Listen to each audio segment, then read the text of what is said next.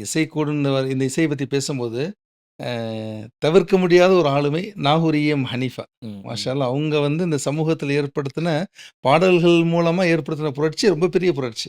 இப்ப இந்த நாகூர் ஹனீஃபா பாடல்கள்லயுமே இசைலாம் வருது. இதெல்லாம் கேட்கலாங்கிறீங்களா? கேட்கக்கூடாதுன்னு சொல்றீங்களா? நம்ம தான் கூடும்ட்டோமே. ம். அதாவது நன்மை அளிக்கிற இசையெல்லாம் கூடும்னு சொல்லிட்டோம். அதான் 2ஆ பிரிச்சது தான். ஒரு மனிதனுக்கு நன்மையை கொடுக்கிற, நல்லதை செய்கிற இசை கூடும். ஒரு மனிதனுடைய உள்ளத்தை பாழ்படுத்துகிற பாழ்படுத்துகிற இசை கூடாது. 2ஆ பிரிச்சுட்டோமா?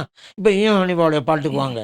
அந்த ஈயம் பாட்ட அல்லாஹ் பார்த்தா, அல்லாஹ்ட்ட இப்போ அப்படியே இறைத்தூதர் ஸல்லல்லாஹு அலைஹி வஸல்லம் அவங்கள புகழ்ந்து படிக்கிறார். உதாரணத்துக்கு, மதீனா நகருக்கு போவோம். போவோம்.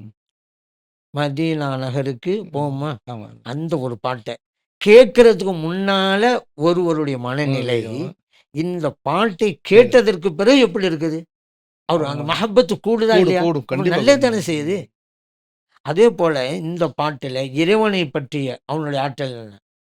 எல்லா இறைவனுடைய ஆற்றல்லாம் அங்க நெறைய பாடல்கள் வெளிப்படுது இருக்கு. அல்லவா? இறைவனை பற்றி யாரென்று புரிந்து கொள்றோம். இறைவா உன்னை தேடுகிறேன் அப்படிங்கிற பாட்டுல அந்த இறைவனுடைய சக்தி, அல்லாஹ் ஆற்றல், அக்பர். செயல்பாடுகள்லாம் இப்போ ஒரு மனிதன் இருக்க இறைவன் இவ்வளவு செய்றானா நமக்கு, இவ்வளவு ஆற்றல் மிக்கவனா? அப்படின்னு ஒரு மனிதர் புரிகிறார் என்றால், 1/2 மணி நேரம் நீங்க பயான் பண்ணி புரிய வைக்கிறத இது 5 அது நிமிஷத்து பாட்டுல ஆமா. குடுத்துறல்ல.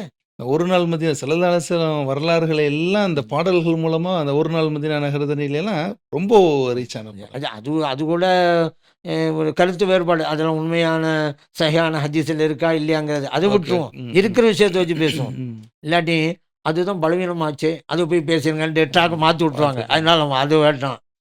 ஆனா, இப்படி எத்தனையோ விஷயங்கள மக்காவை பற்றி, காபாவை அல்லாஹ் பற்றி பத்தி. எல்லாம் படிச்சிருக்காரு. அதெல்லாம் ஏற்றுக்கொள்ள விஷயம் தான். சாதாரண ஒரு மனிதனுக்கு பல புத்தகங்கள் எழுதி கொடுக்க வேண்டிய விஷயத்த, 1 மணி நேரம் பயான் சொல்லிக் கொடுக்குற விஷயத்த 5 நிமிஷம் பாட்டு. குடுத்துர்றாரு. அவரும் ஒரு வகையில பணியாற்றுகிறார். இஸ்லாமிய அழைப்பாளரா தாங்க இருக்கிறாரு. ஆமா. அது பாட்டு நல்லது. இன்னொன்னு சொல்லவா? அவருடைய பாட்டை கேட்டு மட்டுமே 30க்கும் மேற்பட்டவர்கள் இஸ்லாத்தை ஏற்றிருக்கிறார். 30க்கும் மேற்பட்டவர்கள். இவருடைய பாட்டை கேட்டு. அப்ப அவரும் ஒரு வகையில தாயா தான் இருக்கிறாரு. அதனால இஸ்லாம் அழைப்பாளர். அதனால தாராளமா கேட்கலாம். நல்லது தான் விளைகிறது. அதனால தான் வரும்.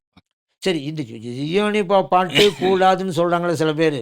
இவங்க வந்து ஒரு வாடகைக்கு வந்து கார் எடுத்துட்டு போவாங்க தூரம் தொலைவுக்கு. அந்த ஓட்டுற டிரைவர் வந்து பாட்டு போட்டுட்டு வருவாரு. ம், ம். ஆமா. அப்பதான் அவரு தூங்க மாட்டாராம். அப்புறம் இப்ப நம்ம என்ன செஞ்சுர்றோம்னு சொன்னா, நம்ம எக்ஸ்ட்ரா கொண்டு போயிருப்போம். எது சரி ஈயோனிப்பா பாட்டு சரி. அது இத போடப்பா. அப்படின்னு சொன்னாக்கா, அவருக்கும் ஹைர், நமக்கும் ஹைர். ஆனா, "ஈயோனிப்பா பாடலாம் கேட்கக்கூடாது" அப்படின்னு சொல்றவங்க, அந்த மாரி வண்டியில பயணிச்சா என்ன செய்வாங்க? சினிமா பாட்டு தான் கேட்பாங்க. கேட்டு தான் ஆகணும். ஏன்னா சரி. போடான்னு சொல்ல முடியாது. ஏன் டிரைவர் தூங்கிட்டா? டிரைவர் தூங்கக்கூடாதுன்னு தானே. அதான். அப்ப "நீ வேணா போட்டுக்கப்பா" அப்படின்னு சொல்லி இவங்களும் சேர்ந்து கேட்டுக்குருவாங்க. இவங்களும் அறியாமலேயே. அப்ப அப்படிப்பட்ட சூழ்நிலை அவங்களுக்கு வருது.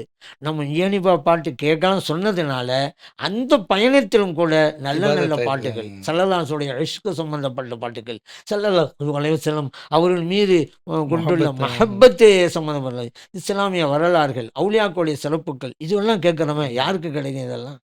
அதனால இதெல்லாம் கேட்கணும்.